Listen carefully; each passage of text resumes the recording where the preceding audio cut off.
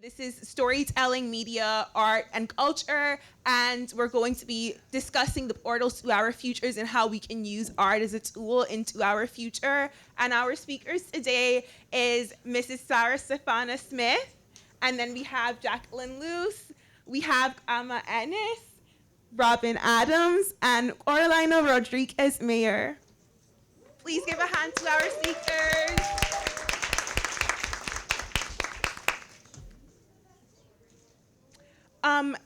So you're sitting, I call them in the order that they're sitting, but the order they'll be presenting in is Mrs. Robyn Adams will go first, Sarah Stefana Smith, Jacquelyne Luce, Khama Ennis, and Coralina Rodriquez Meyer as well. So that's the order we'll be going in. And whenever you're ready, Robyn, you can take us away. Okay, so my name is Dr. Robyn Adams. I am a professor in Texas. Yeah, my pronouns are they, them. I am an assistant professor at a school that I won't name, but right now I'm on sabbatical at Southwestern University. I'm the activist scholar in residence funded by the Mellon Foundation. And so I'm here because most of my work centers Black, queer, and trans folks. I want to shout out my comrade in the audience, Dr. Nasset Falou, who presented on the last panel, because I would like to say that we are the only two academic scholars whose work solely focuses on Black, queer, and trans folks in the reproductive justice experience. My work today features a snippet of one of my chapters from the book that I'm working on, Black Queer Stories, Reproductive Justice and the Politics of Erasure. And in this particular chapter, I'm looking at streaming television's depictions of Black, queer, reproductive justice. And so this falls in the lineage of three main scholars. The first, Zakiya Luna, who is one of the first folks to use the reproductive justice framework to look at television talk shows. The second is Kara Keeling, who argues for Black queer stories, particularly to be depicted in visual culture and fiction, because if it excludes us from futures itself. It tells the audience that Black queer folks are allowed to be real, but not allowed to be imagined. And then lastly, Bell Hooks, when she states, what does it mean that the media has such control over our imaginations that they don't want to accept that there are conscious manipulations taking place? And so I'm talking about Netflix show Reproductive Justice. It's because I came to this conversation through absence. And so growing up as a Black, queer, and trans person, I noticed that our stories were not featured on mainstream television. And if I did want to find someone who looked like me, loving on someone who looked like me, I had to go through YouTube videos and comments, which at that time felt like contraband. And so when I came about Netflix Master of None season 3, it felt like a rupture, because I saw two Black lesbians on mainstream television going through the assisted reproductive technology process. And for the first time, something resembling my community's reproductive journey was rendered visible. But that visibility always comes with limits. And those limits are what I'm here to talk about today. So let's talk about what the show does right? So we all saw the visual. It is co-written, directed by Lena Waithe. Do we know who Lena Waithe is? Okay, yeah, I'm getting on her today. So Lena Waithe is one of the characters who is what we would call a Black masculine presenting lesbian, AKA a stud. It's very clear that we know that stud is a Black lesbian term. So if you see anybody calling themselves a stud who is not Black lesbian, they are appropriating the term. And her partner, Alicia, who was a Black femme, navigating their desire to want to have a child together. So we see forms of domestic intimacy. Eventually, we see them go through an at-home insemination process, a miscarriage, infidelity, separation, and eventually, the Black lesbian femme partner, Alicia, goes through the IVF process alone. And so I want to name the rarity in that depiction. One, seeing a Black presenting woman in tenderness, in love, deserving of care, and showing queerness as ordinary. And so for my community who is right now being legislated out of public existence, whether it be public schools, hospitals, workplaces, this visibility says we exist and that we are also worth imagining. But let me show you where the visibility falls short. Because as we know, visibility does not equal justice. Representation is not enough especially when it doesn't include structural change.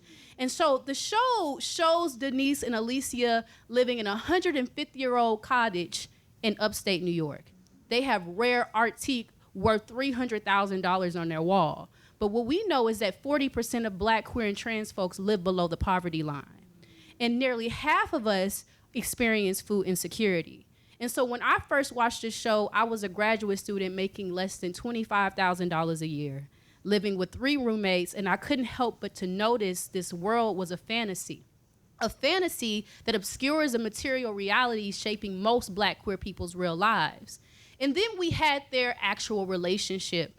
And we see the ways in which the masculine partner, Denise, is allowed to have a gender power dynamic that resembles heteropatriarchy by telling her partner when she can and cannot have a child. And so reproductive justice therefore must address not only access to clinics, but also the gender hierarchies that persist within intimate relationships, and especially when they appear on films that are supposed to be read as queer, but are far from it. And so the show in some ways makes Black lesbians visible while also making interpersonal and institutional power relations invisible. And so Alicia ultimately achieves pregnancy through IVF, alone, exhausted, after multiple failed cycles, a miscarriage, a polyps diagnosis, and a divorce. And it navigates all of this without communal support, leaving me to ask, why must Black queer survival cost this much? Black queer people should not have to suffer extraordinarily just to be written into possibility. And so, of course, it leads me to say, well, what do we do when mainstream media cracks the door open, but it doesn't walk us through it? And I say, we make our own art like we've always done. And so in this part 2, I wrote a song for y'all. Yeah, absolutely. We're not gonna be on the art panel and not do art, okay? And so this song was inspired by Frantz Fanon's Black Skin, White Mask, Octavia Butler's Parable of the Sower. And if you know Butler's work, you know that Lauren says that her truth is that God is change and the only constant is transformation, and that it is imperative that we play a role into shaping it. And so this song is called Skin. It's about what it means to live inside of a body that the world treats as a problem, and what it means to choose to stay and shape the future anyways. If I could crawl out my skin, maybe I see what was in. Can't separate my soul from this vessel. Lately, the gold charms can't make me special. I see some things on my TV screen, DT punching down on me. I don't look towards the stars, cause I know I'm a galaxy. Principalities know my ancestors proud of me. In every realm they shout for me. Holy water just drown on me. Frantz Fanon, black skin, white mask, climbing totem poles that never end. No, they won't last. A class on fascism, bodies like terrorism. Daily reminder of these global symphonies, genocide screams among Butler dreams. Tell me who your enemy, where you place the blame when they aiming at your family.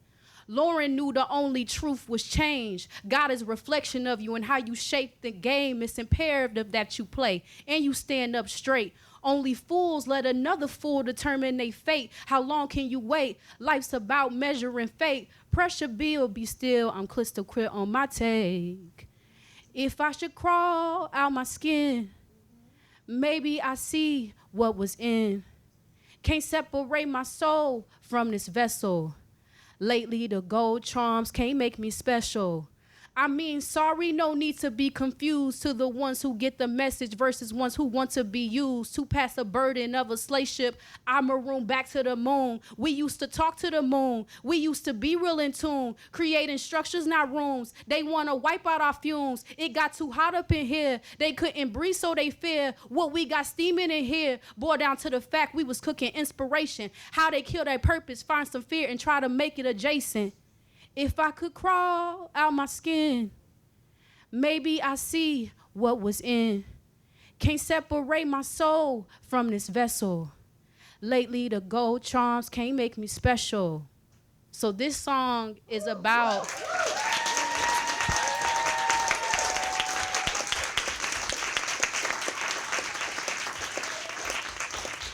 Thank y'all. This song is my answer to what mainstream media cannot do. Shout out to Chesney Snow, the lecturer from Princeton who came last night, the artist, because what he told us is that we always have art and art as a form of healing.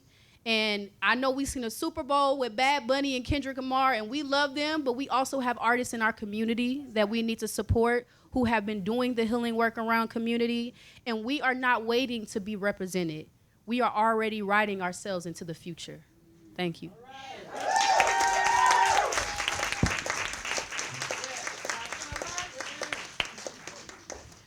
Thank you so much, Dr. Robyn. I, too, am looking forward to that future. And next up, we have Sarah Stefana Smith. Give a hand.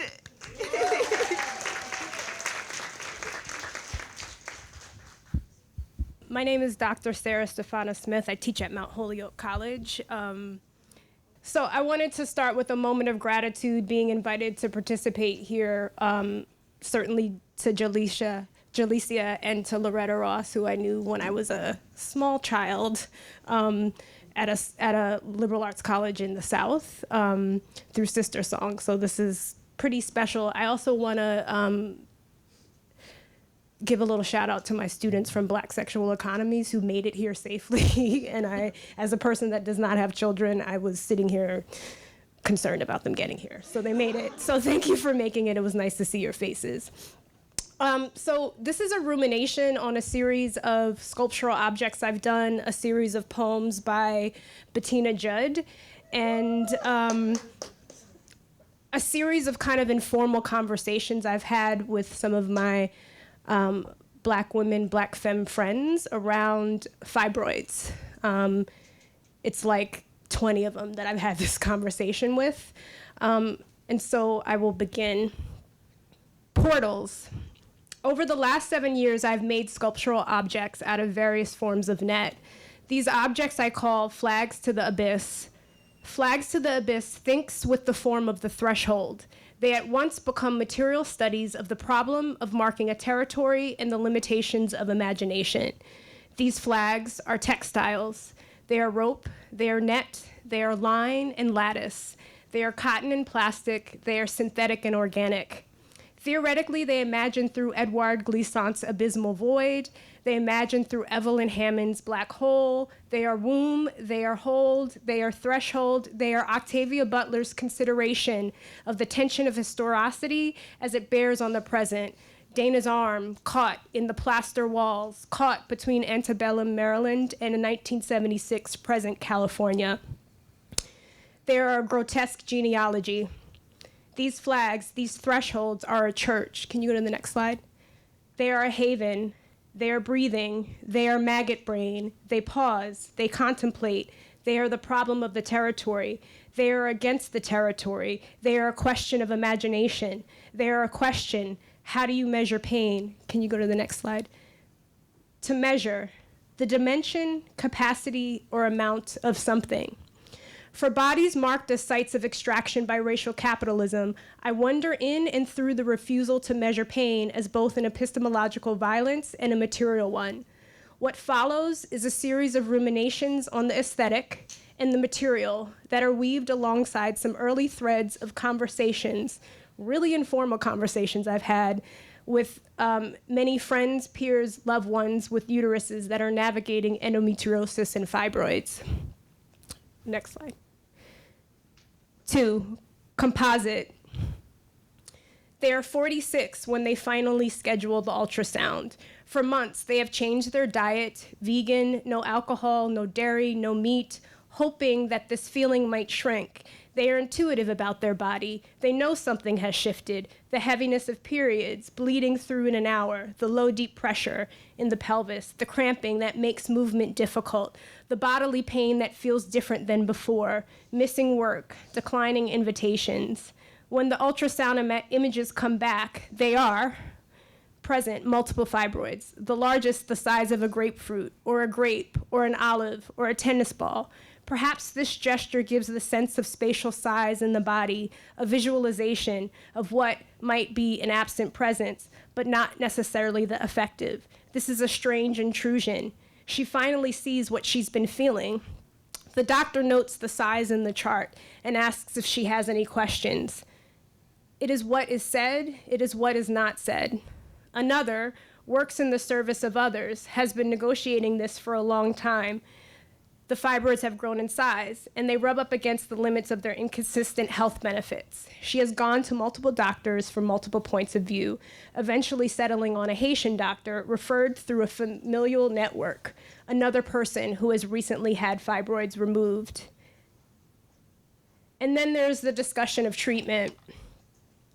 To remove the fibroids might mean to remove the cervix. The doctor remarks, well, the cervix has no hormonal key properties, as if that's settled, as if the heaviness of this, having to contend with the removal of a part of the body, doesn't require some sort of further work. When I mentioned to my gynecologist a series of midwives, the same white women midwives that supported my friend through her birth, that I wanted to be preventative, they asked if I had any symptoms. I said I wanted to be preventative. My gynecologist said, well, if you're not having any symptoms, this is something that can be revisited when you're a little bit older. I cannot fully articulate a kind of effective seam that merges, but what I will say is there's a seething anger that resides under the skin, an ambivalence that wells up. It is visceral, it is absolute, it is confusing. What I know is fibroids affect up to 80% of Black women by age 50, and yet they remain dramatically understudied. And there's a lot more details about that. Can you go to the next slide? 3. In her 1995 essay, An Aesthetic of Blackness, Strange and Oppositional, Bell Hooks remarks, quote, Aesthetics then is more than a philosophy or theory of art and beauty. It is a way of inhabiting space, a particular location, a way of looking and becoming. Hooks has just recounted growing up in her grandmother's home in the South and the challenges and nuances of that, as well as her grandmother's walls, as a site in which aesthetic practice is enacted. It is in this view that I think with Hooks, that I think of the aesthetic, which is often made synonymous with art objects, but is in fact a kind of embodied aesthetics of being and an invitation to consider Black life as being and becoming. If part of the work of reproductive justice futures, one that is connected to aesthetics, is to wrangle its future away from the clutches of what Sylvia Wynter constantly reminds us is the problem of the human, as a narrow focus of ethno-class man, Hooks's invitation to place an attentiveness to aesthetics of being seems important to my ruminations. Next slide, please.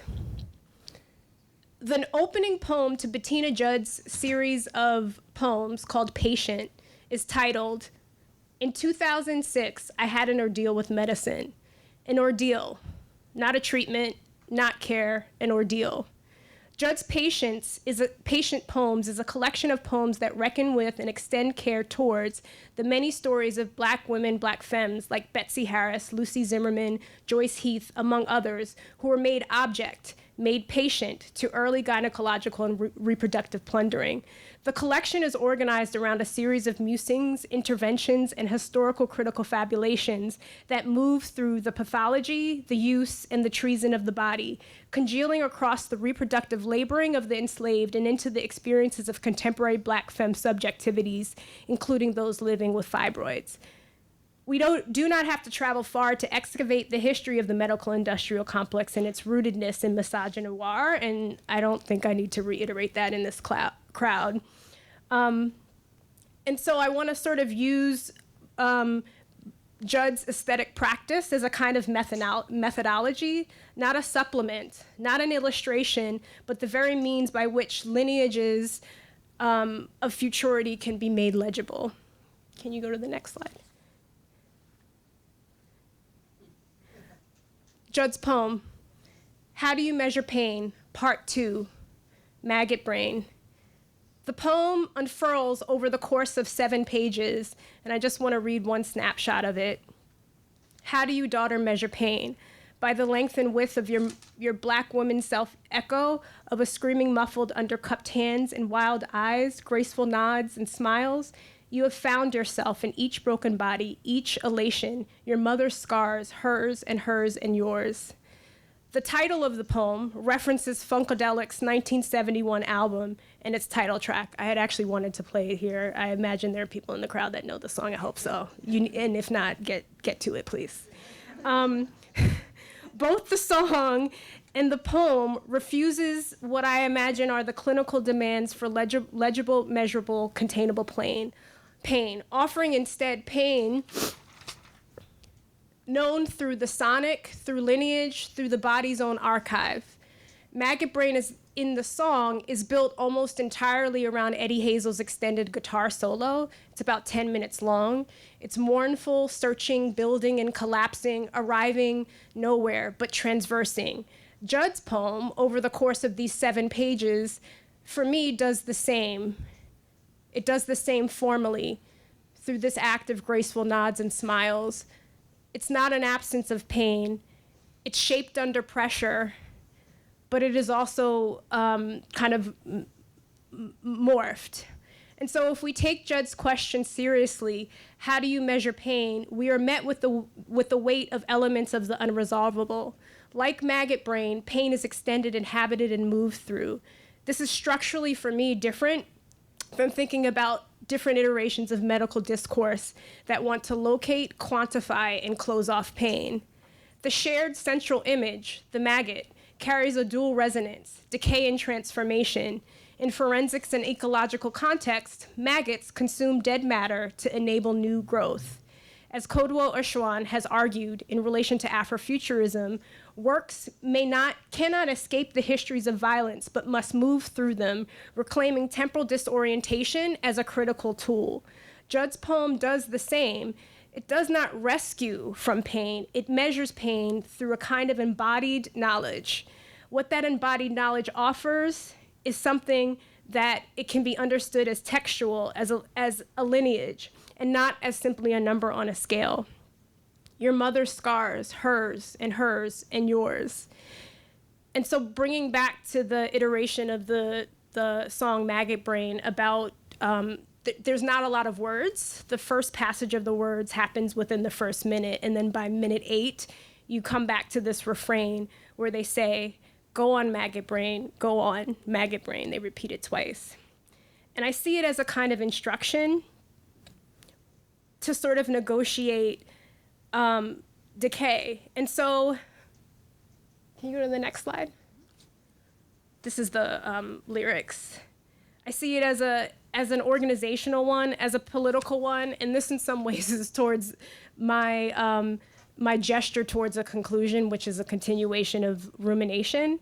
And that is that I imagine this repeated refrain, "Go on, Maggot Brain, go on, Maggot Brain," as not necessarily a declaration, but a gesture of persistence, that the future we need will not be built beyond this history, that it will be built within the tending to, the gathering, and the naming. That, I believe, is the portal. That is the fetch. Go on.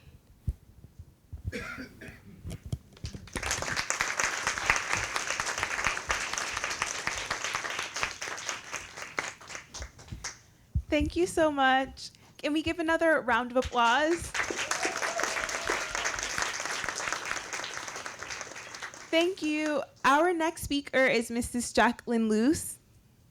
I am ever so grateful to be in this space. I'm Dr. Jacquelyne Luce. I'm a senior lecturer at Mount Holyoke College, just down the road in South Hadley. And I am thinking through reproductive justice futurisms through multiple lenses, tracing my current work with people with mitochondrial disease who are at the center of some discussions and ideas around mitochondrial replacement techniques, an IVF based technique, add-on, et cetera, that has been put out there for especially people with a rare disease, people with mitochondrial disease, but marketed and moved into clinical practice in many places for people who are considered to be at reproductive advanced reproductive age, with the speculation that it's the mitochondria, the cytoplasm of the egg, that is actually contributing to difficulties conceiving, backwards to work that I did on egg cell and embryo donation for stem cell research, in particular human embryonic stem cell research in the UK in the early 2000s, and backwards to work that I did primarily on donor insemination with queer populations, assigned female at birth populations, communities, individuals in British Columbia, Canada. So I'm going to start with a passage from my book, which was published in 2010. Just to give you a sense of where that work was situated. So it's British Columbia. I was interviewing people who had tried to become pregnant or become parents between 1980 and 2000. Although I had initially developed an interview guide, after the first few interviews, I found myself simply inviting women to tell their story about having thought about becoming a parent or having brought a child into their life. I sometimes did not know prior to an interview what the context of the woman's narrative would be, and I realized as my research progressed that sometimes parts of a story were so present in a woman's mind that other aspects almost disappeared. This awareness disrupted the attempt to think about women's stories as being told by single women or women in a relationship, by women who had used semen from known donors or women who had tried to become pregnant at a fertility clinic or with semen from a sperm bank. For the most part, I came to deny the categories by which much of the literature on lesbian parenting and assisted reproduction has been organized, specifically biological and non-biological mother, single or partnered parent, mother by self or clinic-based insemination, and user of anonymous or known donor semen. Some individuals clearly spoke about how being single shaped their decisions, and others who had been in a relationship when trying to become pregnant were single at the time of our interview, having separated from or lost their former partner. Other women in a relationship spoke about how getting pregnant was their own project, or how they had become a parent together with someone other than their partner. Women planning their first pregnancy were already and had already been parents. Women combined intrauterine inseminations and home inseminations in the same cycle. Women miscarried and never became a mother. Women never became pregnant and experienced loss. The stories cannot be captured by a set of common parameters of religion, socioeconomic status, level of education, because their richness lies in the contours of everyday life experiences that make us believe something is possible and that we use to make sense of happenings that just do not make sense. The stories were varied and shaped by the past, the present, and an imagined future. And so I want to think about these ideas of analog information. I want to think about the stories that don't circulate very often in a number of the public spaces and the public routes of information gathering that are very often at the moment turned to. I want to think about how mobilizing discourses of equity and access can sometimes preempt a full-on questioning of the racial, capitalist, ableist, sexist, queerphobic logics where selective potential is built into the normalized and routinized practices of assisted reproduction and IVF improvement. So if I turn to stories of donor insemination, when I think about these kind of divisions of at-home insemination or in a clinic and how that might lead to people thinking about intracervical insemination, intrauterine insemination, thinking about, are you doing it yourself or are you working with a provider?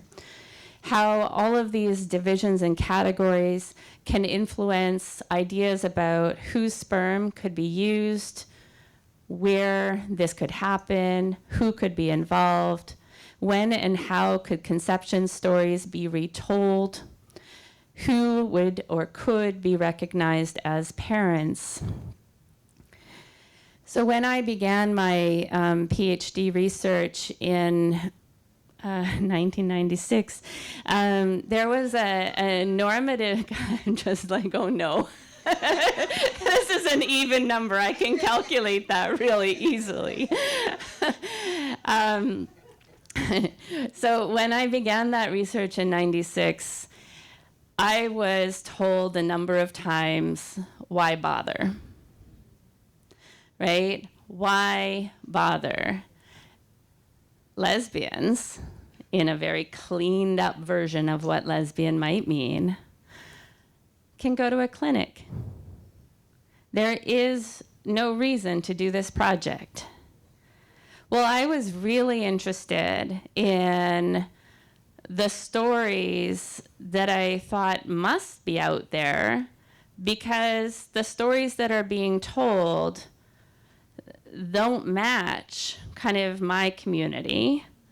The stories that are being told don't kind of align with the other kind of work that I was doing around integrating midwives into the Ontario healthcare system and processes of demedicalization. So I really wanted to explore what happens if we just don't kind of start with this side of the clinic. What if we don't start with the assumption that the stories are all attached to people who became parents? What if we think more so about stories that people are telling about, well, how would you do this? How would you get substance from place A to place B? What if you just asked people that you met in various communities? And so I did work in urban Vancouver, Greater Vancouver, on a number of the islands, interior BC, northern BC, and listened to 59 stories that disrupted any sense of chronology that you might have encountered and that was being repeated to me in terms of, well, at-home insemination was then, clinical insemination is now. Instead, I was exploring the ways in which people were making sense of medical, social, and legal possibilities and trying to increase the odds of conception, of parenthood, but invoking many more technologies than those that were available within various spaces. And through those, there were a number of ways in which people were playing with technologies of recognition, but also technologies of recognizing the ways in which they did not want to bring about the future. And so I'm just going to read another story that resonates with a lot of the conversations that we've been having in terms of people who understood that this is what I'm supposed to be going to a clinic, or I'm supposed to be getting sperm from a sperm bank. So two individuals who got a catalog because it wasn't online at that time. So Amy and Liz, whose friends had conceived using a sperm bank donor, ordered a donor catalog. I see that. I've written it. Donor profiles were not yet online. And, quote unquote, started going over the guys. And, quote, as soon as it arrived, Liz commented, we had it down to a pick, too. And then the more we thought about it, the more we thought, this is just too weird. Because we had decided to pick a donor that looked like me, right? So blonde hair, blue eyes, and athletic. Instead, Amy and Liz asked a man who was an acquaintance through mutual friends to be the donor. They explained to him that he was their first choice because of his sense of humor. And although neither of the women were close friends of his, they had known him and knew he was a good guy through their relationships with mutual friends. So they didn't tell their story as one of recognizing the racist and racialized logics that are already in place within the sorting of donors and storing of semen within the sperm banks, but told it through a technology of relationality, told it through a technology of trust, right? And we see different examples appear in various ways where people counter what might be called ableist logics through stories that they tell, even though not naming them as such. And I think that those are interesting stories to surface. So for example, selecting a donor, giving birth to a child who has a genetic variation that others associate with disability and that is named as disability, and being advised that if they are to get pregnant in the future, you'd be best to choose another donor. And within this context, resisting that suggestion because of the relationality to the donor that has connected them to that donor and the child that they have brought into the world and now are raising. Mitochondrial replacement techniques are the newest interesting example where, in fact, actually, I argue in a recent paper, it is clinicians who provide care for rare disease patients with mitochondrial disease who are explaining the ways in which the use of severity is actually problematic in justifying the use of a technology to prevent individuals from entering the world and being billed as treatment. And so I think that to go back to this idea of story sharing and to think about the ways in which Black feminist epistemologies have taught us the value of stories and the ways of recognizing the interconnectedness of issues and the interlocking systems of oppression that are already in these separated spheres can really kind of do a lot of good in recognizing the variable technologies and the analog technologies that are in play. Thank you.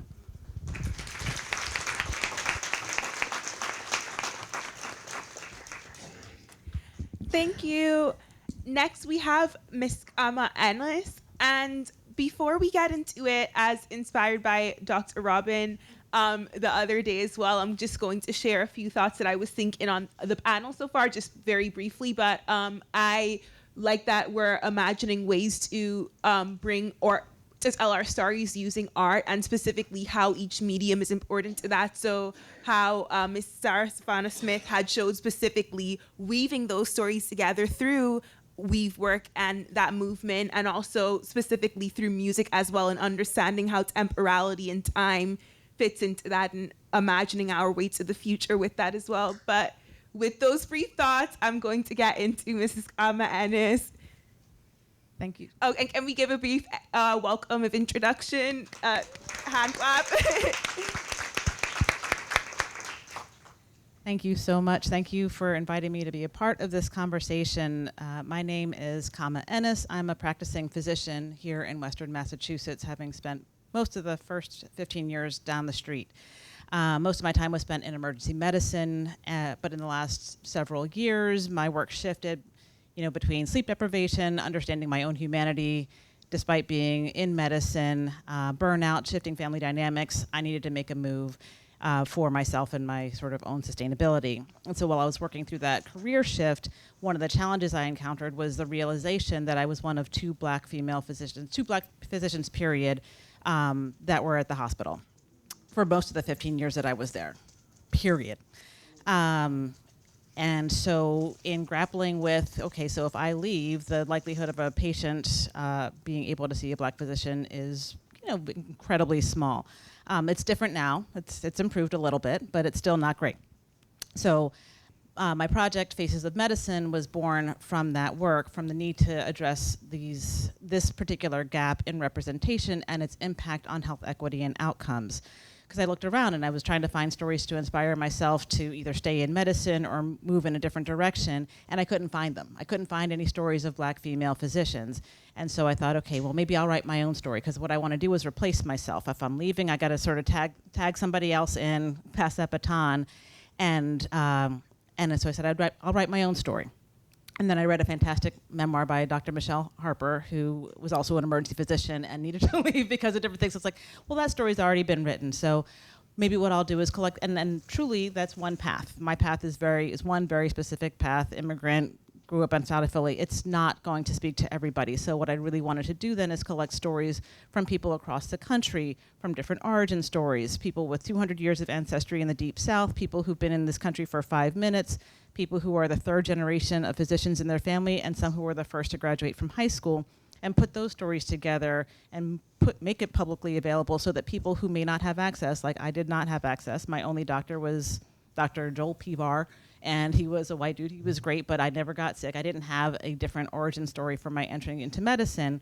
And so trying to make these available for people who may not have access to these pathways, and so that we all know that medicine as a path and a career is accessible to all of us.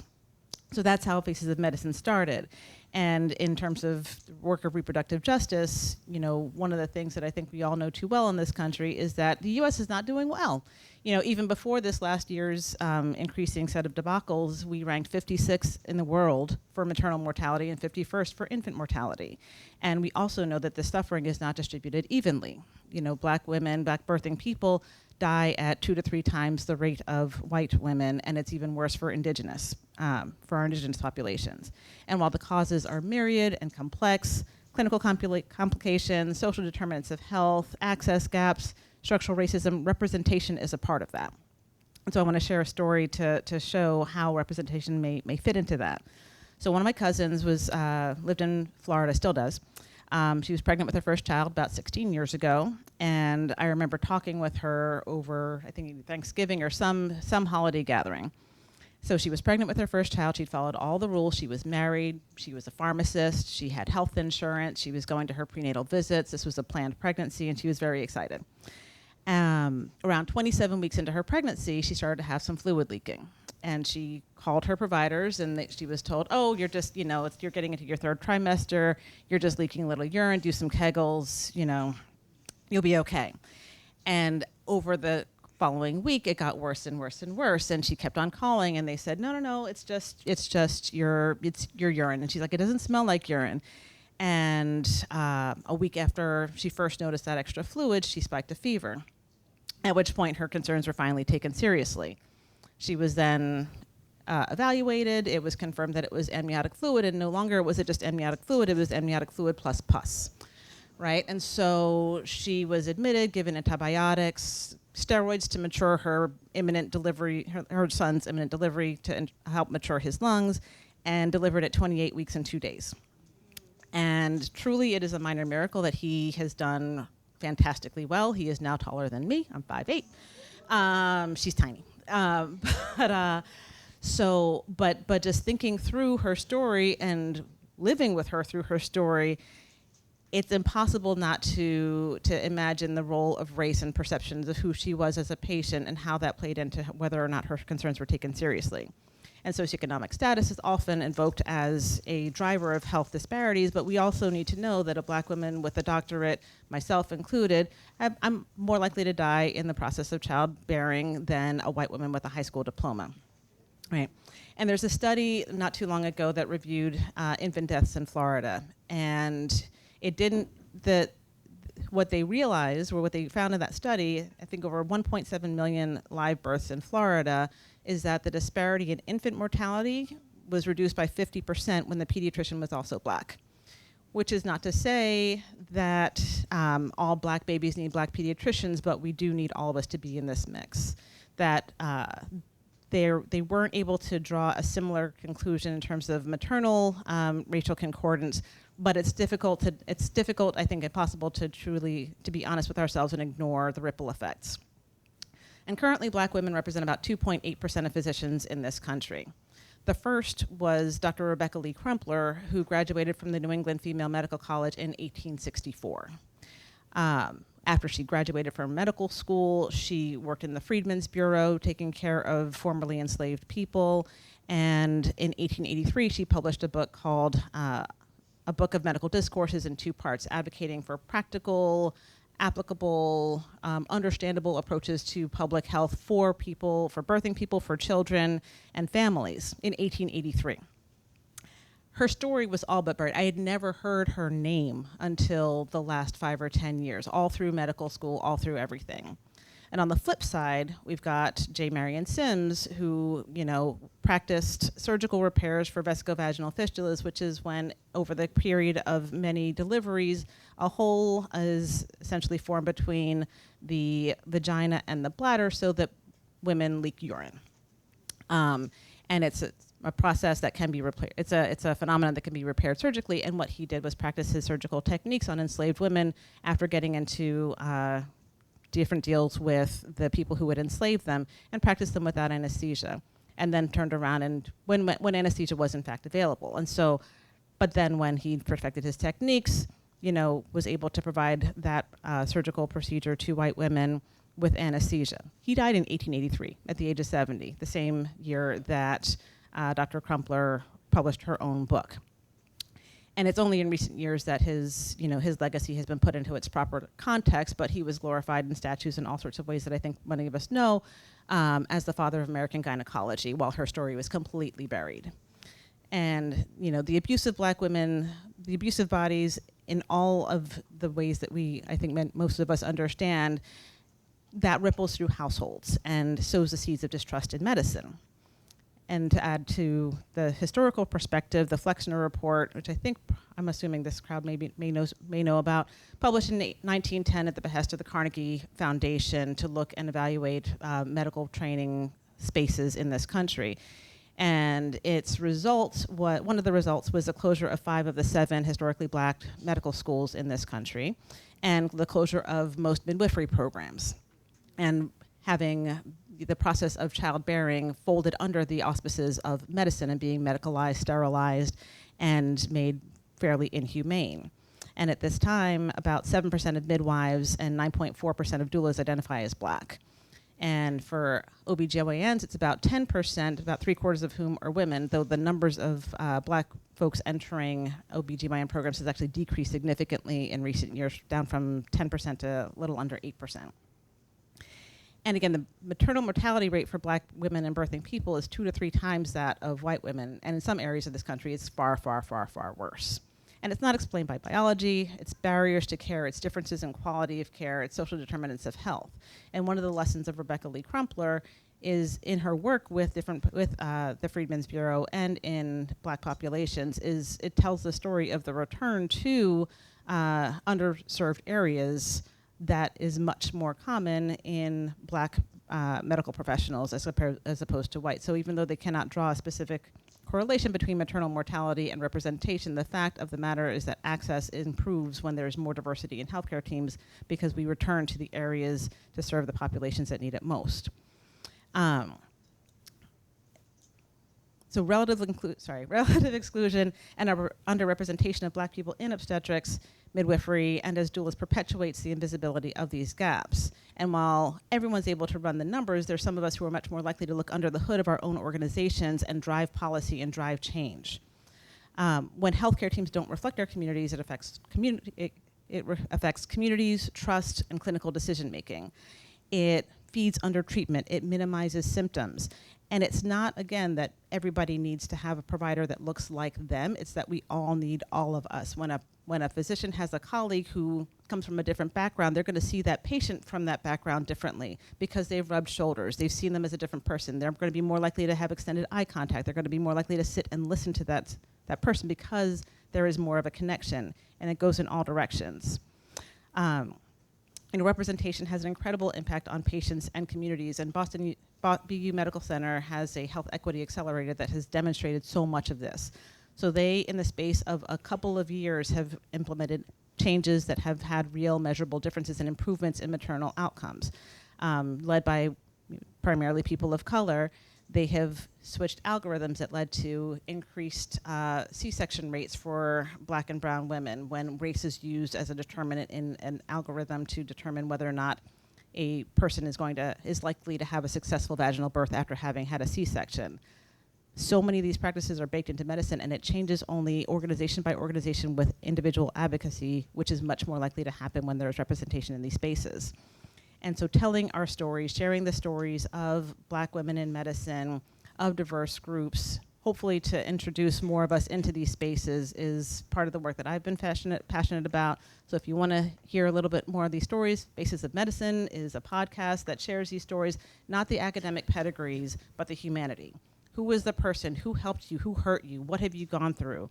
There are people who have gone through preeclampsia and premature deliveries, and they're telling these stories in ways that are unbelievably honest and vulnerable. And my hope is that that really helps us shift the needle, helps all of us see the humanity of each other, and helps us move forward and reduce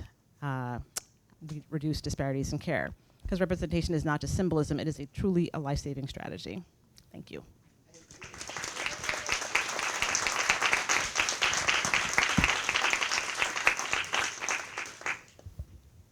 Thank you, Dr. Khama Ennis, for that powerful speech. And now we're going to move on to Coralina, Rodriquez, Meyer. Oh my gosh, thank you so much for inviting me. I just want to shout out to Professor Juana Valdez, who is not here, but she recommended me to attend this conference, and I'm so just filled by all the joy in this room. Thank you. Sadness also, but man, I'm happy to be here. Okay, I'm Coralina Rodriquez Meyer. I come to you from New York by way of Miami. I am here to speak about Exhumed Wombs, Ancestral Intelligence of Matriarchal Economy and Ecology. I had to start with Ruha Benjamin's call out here in kind of reflecting on 2 decades of artistic, architectural, archive, and advocacy practice, primarily rooted in Miami, but spanning across the Americas, the Caribbean, and some work in Africa as well.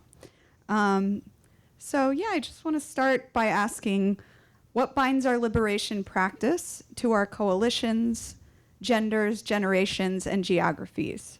How might our sensory memory embody cultural meanings through smell, sound, look, taste, and touch? When we transgress structural violence borne on our backs collectively, we bond our biological DNA and biographical matriarchal kinships to our environment. Said another way, if indeed trauma can be imprinted on our DNA, so can transgression. And the kind of healing practices that have continued in the matriarchal infrastructure of folks that raised me, I hope to carry forward in and across our Andes, the Altiplano that shifts from South America, where my family has at least 9 generations, in Tiia, Colombia, and the Valle Sagrada in Peru, all the way up through the Caribbean, through the Cordilleras in Mexico, and to North America and Canada. So our culture believes this is the backbone of our geography. And yeah, so I'm going to jump in here.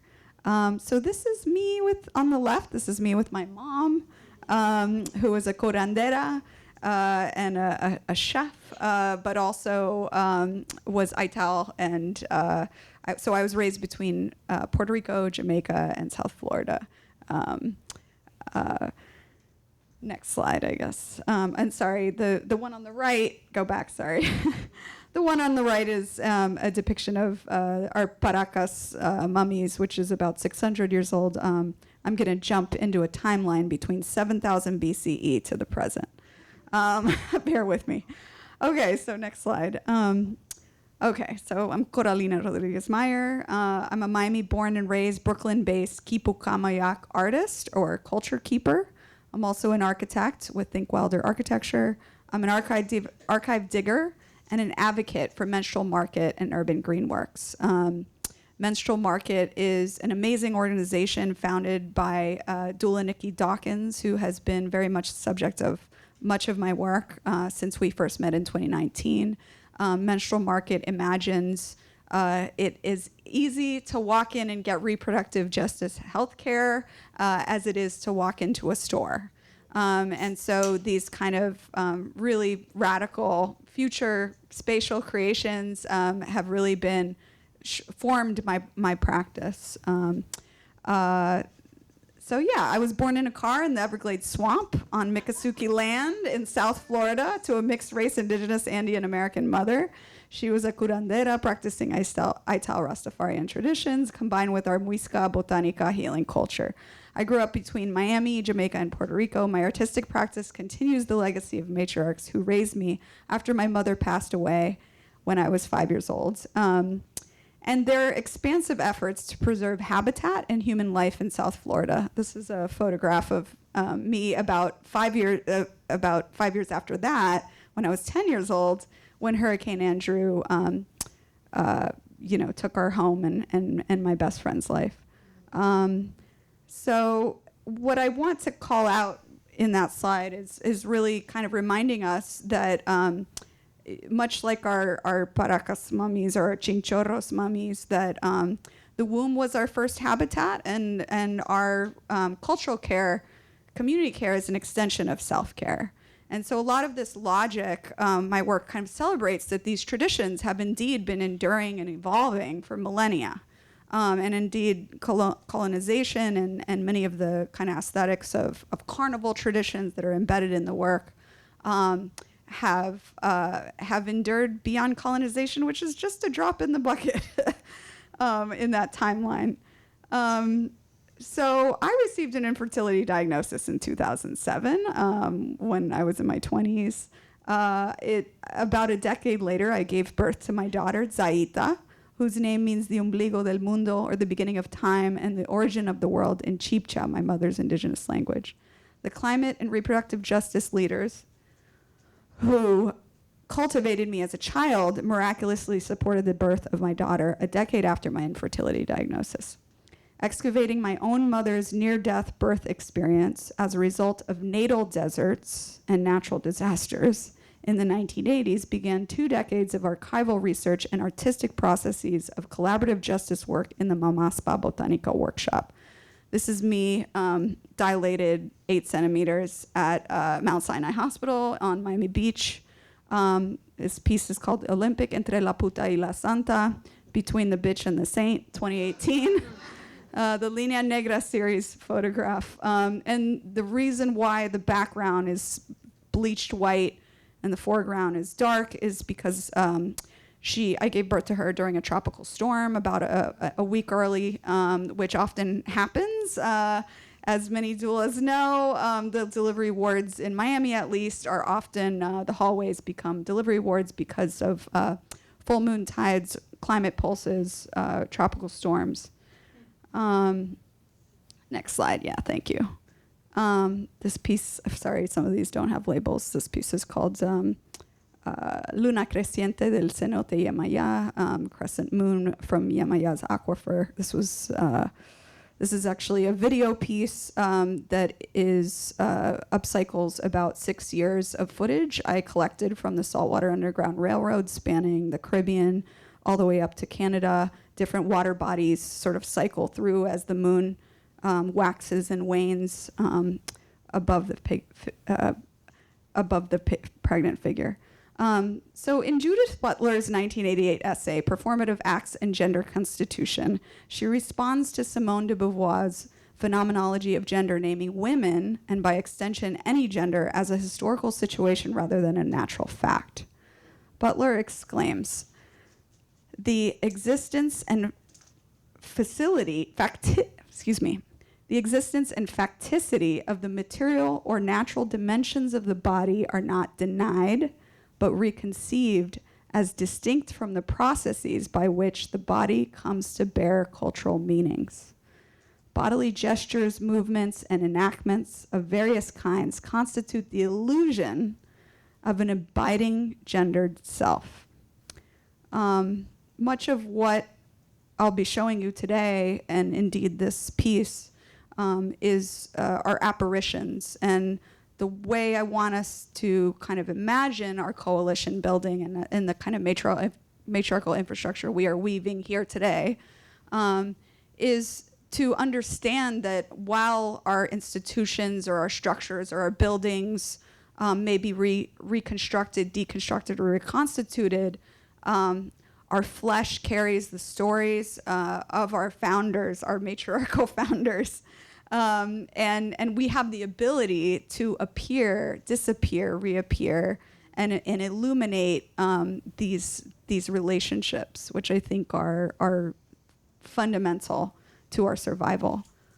So as I mentioned, I work directly with climate reproductive justice leaders to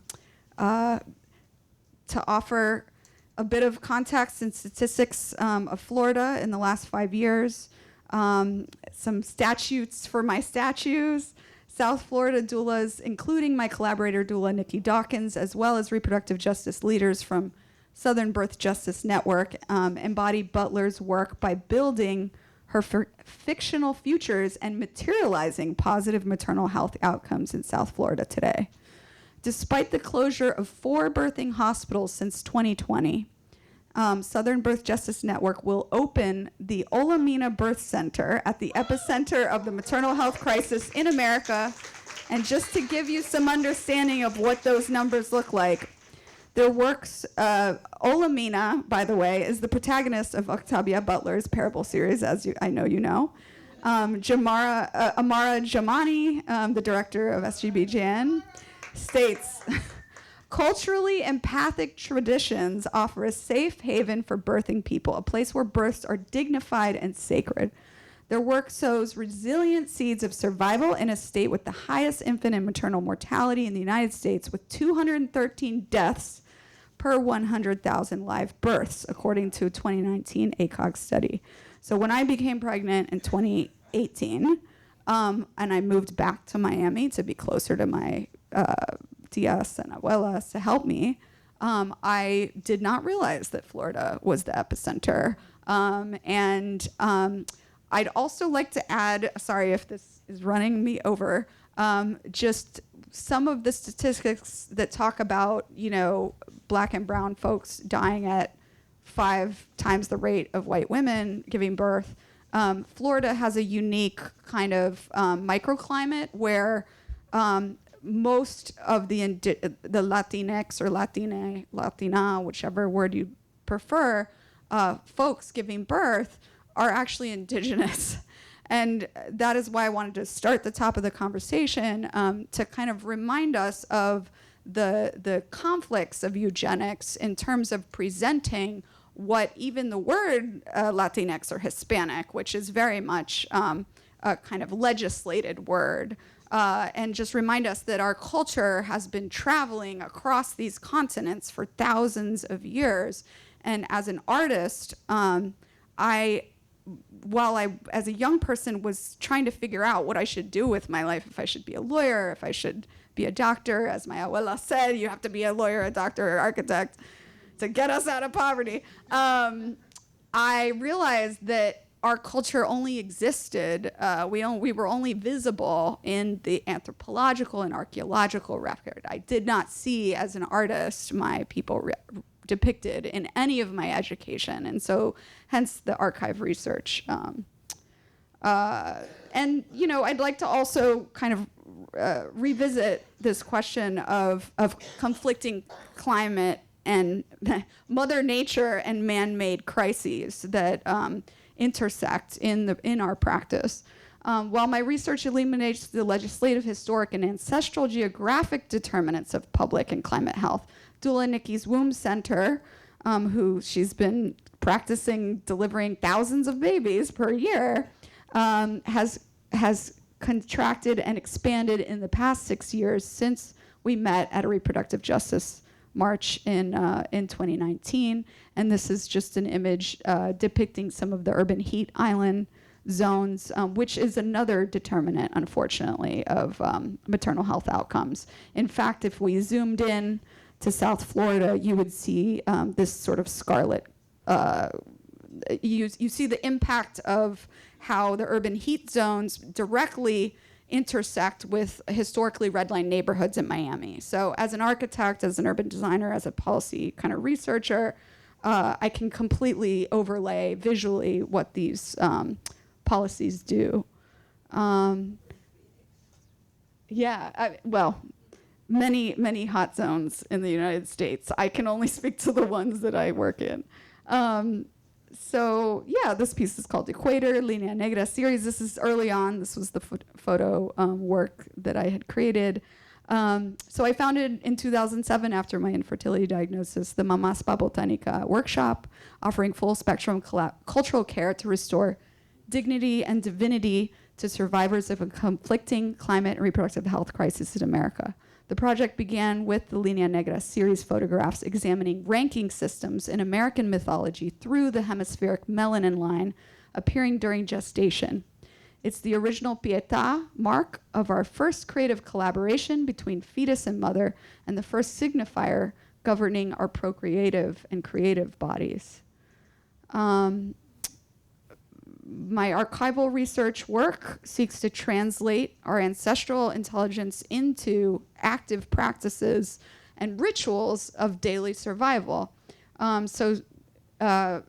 Spanning 7,000 years, my aesthetic and academic and architecture work centers full spectrum preservation from ancient mummification.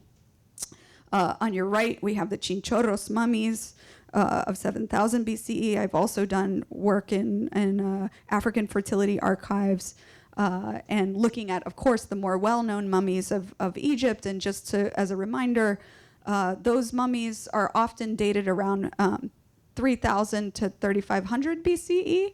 And what I think is vital, if you take away nothing else from my presentation, just to remember that indeed our cultures have been trading, practicing, translating our preservation practices across geographies for thousands of years. And this is the evidence. The work also celebrates 15th to 19th century decolonial life and death cycle fertility traditions, as on the left. In the Americas, for example, the Virgen Gruta, Botanica apparitions, and Caribbean Carnival celebrations.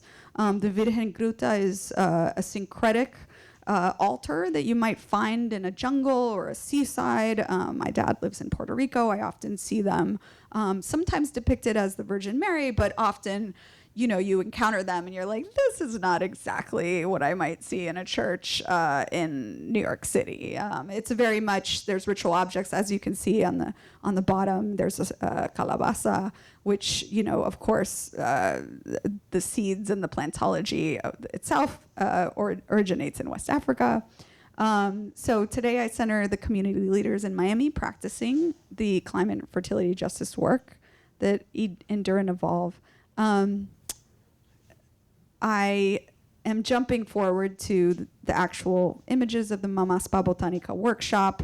And I just noticed as we started this talk, this piece is called The Fissured Polyptych, Linea Negra series 2018 to 2022. This depicts some of the collaborations of casting the mother molds with the participants, families, pregnant people, LGBTQIA+, melanated folks in South Florida, immigrant folks. It involves casting pregnant people and their allies in mother mold belly cast and interdisciplinary workshops to restore vital cultural heritage as a means of surviving the highest maternal mortality rates in the developed world. 2 decades of signifying the matriarchal, ecological, and economic infrastructure bonding our neighborhoods. I began the documentary sculpture work when I became pregnant with my daughter in 2018.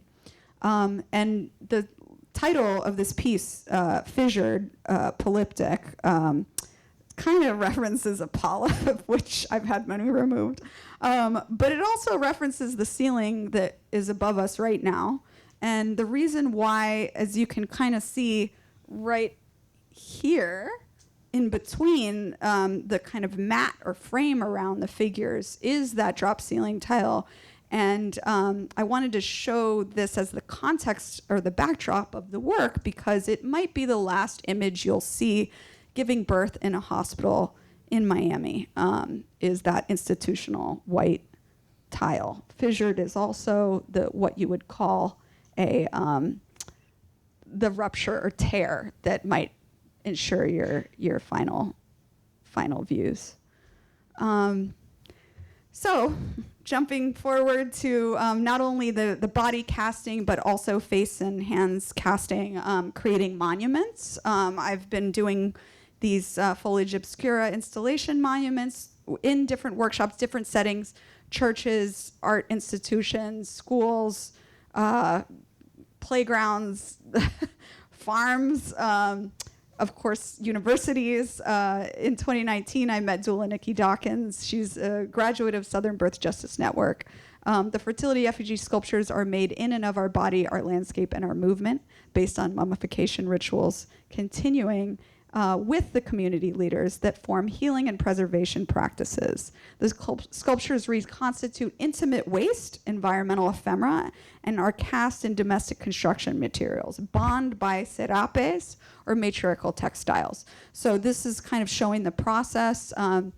This was a healing gestures workshop we had in 2021 coming out of the pandemic in the Bronx, which actually the reason why I had the exhibition there was amazing because it was celebrating the highest decrease in teen pregnancy rates across the United States in a 20-year period, which was like, you hear so many bad statistics, but I wanted to celebrate the birthing centers and the public health centers that surrounded the Bronx that had positive impacts on the statistics. And these were, next slide, is more of the critical resource mapping workshops. On the left, you can kind of see the installation and the ways in which the teens were responding and creating their own collages and their own fertility effigies and really kind of contextualizing their sort of cultural experiences with reproductive health and the ways in which they could map a path forward and imagine that future. I just want to make sure there's time. Oh, sorry, am I? Okay. It's a juicy conversation. Yeah. Okay. I'll wrap up. So these are, I'll just kind of quickly run through the images, but this, I guess I'll dwell on this for a moment. This is an installation of doula Nikki Dawkins. I photographed her in 2020 when DeSantis outlawed doulas from delivery rooms, and she was 8 months pregnant, and many of her clients suffered pretty grave consequences as a result. And what I wanted to do was kind of create this apparition or this series called the Double Consciousness Infinity Mirror of this kind of monumental scale depiction of a Black woman with agency who is not only kind of surviving these impossible odds, but also holding and carrying herself, carrying others forward, carrying traditions forward. And as you walk by or drive by on US 1, which is Miami's sort of Broadway, you can see your own image reflected infinitely into this mirror. And so it's kind of this call and response between Nikki's image, between the viewer's image, and this kind of history. Anyway, I think I'm out of time. I think I'll end on, some of the institutional collaborations that we've done. This was at Thomas Jefferson University, and working with the medical school there. This is, you can kind of jump forward. Lots of the fertility effigies on view in sanctuary gardens and churches. You can just kind of jump forward and jump forward. Keep going forward. Keep going. I'll keep going. Sorry. Okay. Can just kind of show some of the installations. Maybe go back to that one right there. I'll maybe leave us on these. So I guess I have an open call of collaborators. I am creating a matriarch monument this year. I'm in residence at Laundromat Project in Brooklyn. I will be working in upstate Utica at a foundry there. I am deconstructing old patriarchal infrastructure in Utica, which is a post-industrial waste town. I'm physically going into decomposing buildings, cutting out the steel and the masonry, and I'm smelting it into a large matriarch monument of different reproductive justice leaders throughout our history. So those of you who are in this room and want to participate, whether I can cast you, photograph you, make you part of these monuments, they are moving, they do evolve as they move around the United States.